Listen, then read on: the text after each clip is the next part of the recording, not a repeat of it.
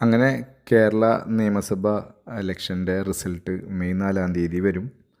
അപ്പോൾ അതിന് മുന്നോടിയായിട്ട് ഇന്ന് 6:30-ക്ക് ശേഷം എക്സിറ്റ് പോൾ ഫലം വരുന്നതാണ്. അപ്പോൾ അതിന് മുൻപ് നമ്മുടെ ഒരു എന്താ പറയുക, നമ്മുടെ ഒരു പ്രഡിക്ഷൻ നമ്മൾ പറയാണ്. ഇതൊരു രാഷ്ട്രീയം നോക്കിയിട്ടുള്ളതല്ല, നമ്മുടെ ഒരു കാഴ്ചപ്പാടിൽ നമ്മൾ പറയുന്നതാണ്.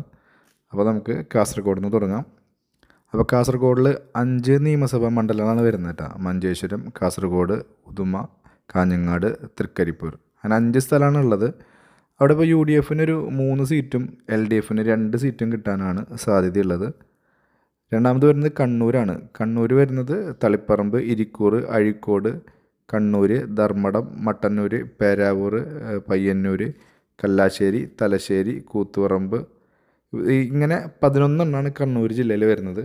അതിൽ UDF ഒരു 3 സീറ്റ് കിട്ടാനാണ് സാധ്യതയുള്ളത്. 8 സീറ്റ് LDF കിട്ടും. അടുത്തത് വരുന്നത് കോഴിക്കോടാണ് വരുന്നത്.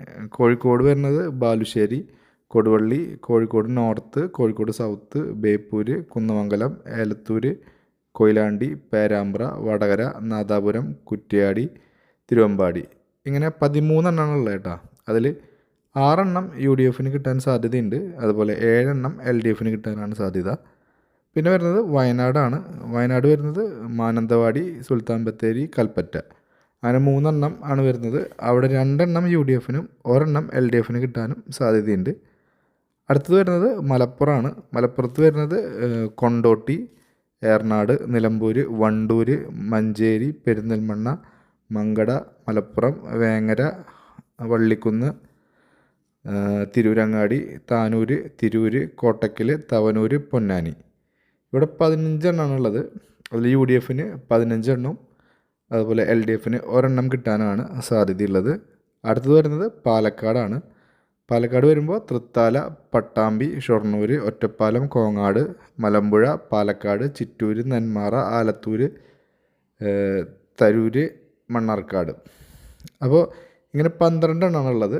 അതിൽ 4 എണ്ണം UDF കിട്ടും, 8 എണ്ണം LDF കിട്ടും. അടുത്ത് വരുന്നത് തൃശ്ശൂർ ജില്ലയാണ്. തൃശ്ശൂർ ജില്ലയിൽ വരുന്നത് ചേലക്കര, കുന്നംകുളം, ഗുരുവായൂർ, മണലൂർ, വടക്കാഞ്ചേരി, തൃശ്ശൂർ, ഒല്ലൂർ, നാട്ടിക, കയ്പമംഗലം, ഇരിഞ്ഞാലക്കുട, പുതുക്കാട്, ചാലക്കുടി, കൊടുങ്ങല്ലൂർ, ഇങ്ങനെ 13 എണ്ണമാണ് ഉള്ളത്. അതിൽ 5 എണ്ണം UDF 8 എണ്ണം LDF കിട്ടാനാണ് സാധ്യതയുള്ളത്. അടുത്ത് എറണാകുളമാണ്. എറണാകുളത്ത് പെരുമ്പാവൂർ, അങ്കമാലി, ആലുവ, കളമശ്ശേരി, പറവൂർ, വൈപ്പിൻ, കൊച്ചി, തൃപ്പൂണിത്തുറ, എറണാകുളം, തൃക്കാക്കര, കുന്നത്തനാട്, പിറവം, മൂവാറ്റുപുഴ, കോതമംഗലം, അങ്ങനെ 14 എണ്ണമാണ് വരുന്നത് നിയമസഭാ മണ്ഡലങ്ങൾ. അതിൽ 13 UDF കിട്ടാൻ സാധ്യതയുണ്ട്, 1 എണ്ണമാണ് LDF കിട്ടാൻ സാധ്യതയുള്ളൂ. അടുത്ത് വരുന്നത് ഇടുക്കിയാണ്.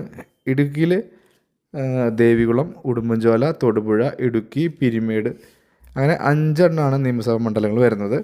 അതിൽ 3 എണ്ണം UDF 2 എണ്ണം LDF കിട്ടാനാണ് സാധ്യതയുള്ളത്.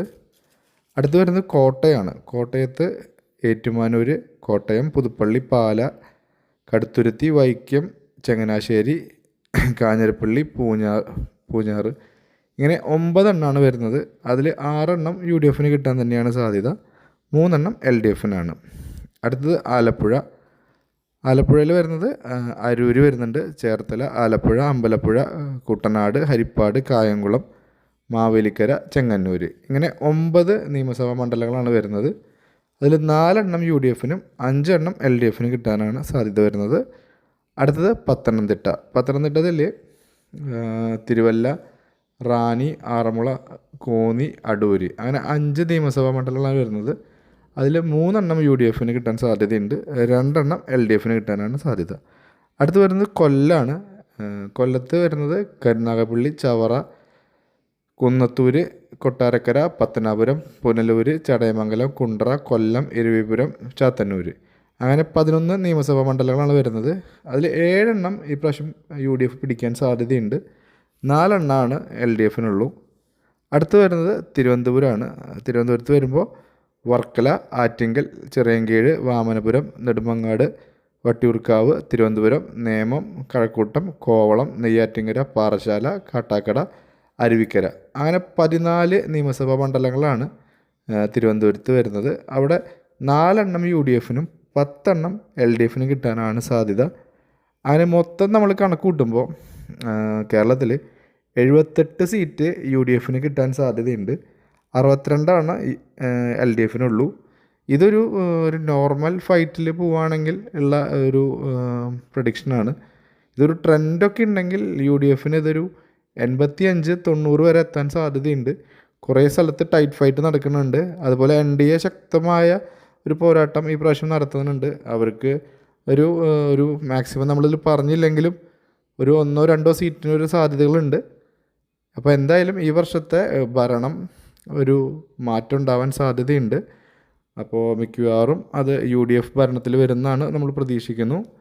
ഇനിയിപ്പോൾ എന്തായാലും ജനങ്ങളിൽ ഉള്ള ഒരു എന്താ പറയുക, ജനങ്ങളാണല്ലോ ഇത് വോട്ട് ചെയ്തിട്ടുള്ളത്. ഇതൊക്കെ ഒരു പ്രഡിക്ഷൻ മാത്രമല്ലേ ഉള്ളൂ. അവരുടെ മനസ്സിൽ ആർക്കാണ് വോട്ട് ചെയ്യേണ്ടതെന്നുള്ളത് അവർ തീരുമാനിച്ചിട്ടുണ്ടായിരിക്കും. അപ്പോൾ എന്തായാലും നമുക്ക് മെയ് 4 വരെ കാത്തിരിക്കാം.